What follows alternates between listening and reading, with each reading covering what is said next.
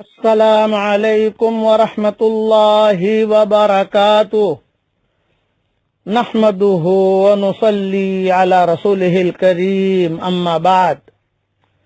آج کا سبق سن لیجئے، سبق نمبر 769۔ یہ ایک اصلاحی سبق ہے۔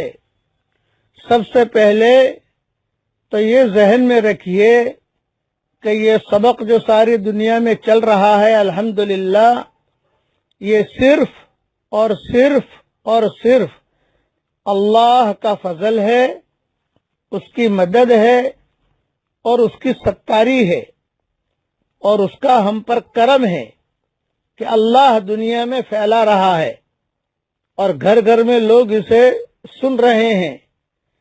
گروپ والوں میں یا سبق دینے والے میں یا مردوں میں عورتوں میں کسی قسم کا بھی عجب اور تکبر دل میں نہ آئے، بلکہ یہ ذہن میں رکھیں کہ یہ اللہ تعالی ہمیں استعمال کر رہا ہے۔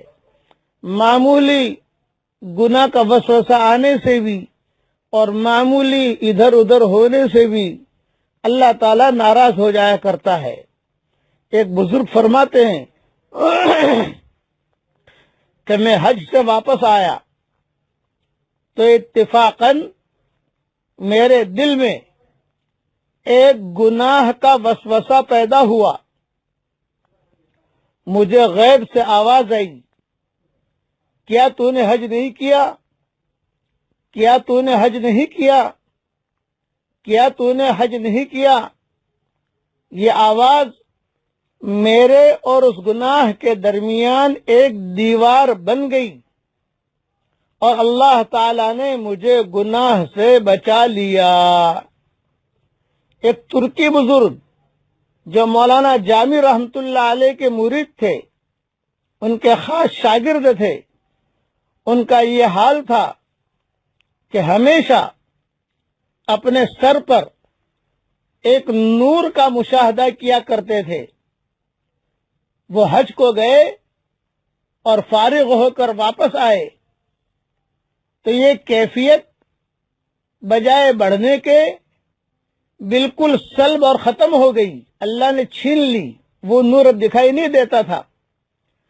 تو اپنے مرشد مولانا جامی رحمت اللہ علیہ سے اس کا تذکرہ کیا تو انہوں نے فرمایا کہ حج سے پہلے تمہارے اندر تواضع اور انکساری تھی، اپنے آپ کو گنہگار سمجھ کر اللہ تعالی کے سامنے الہا و زاری کرتے تھے۔